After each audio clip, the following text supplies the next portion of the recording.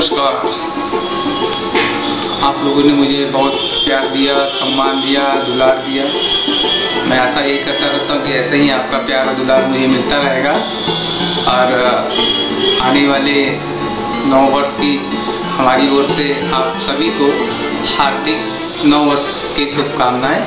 आपका नव वर्ष आपके जीवन में अच्छी खुशियाँ लाएं। आप जो सपने देख रहे हैं वो सपने आपके पूरे हों, मैं भगवान से यही कामना करता हूं। और आगे हम ले चलते हैं आपको 2011 में मैंने जो भी काम किया है उसकी कुछ झलकियों के बीच।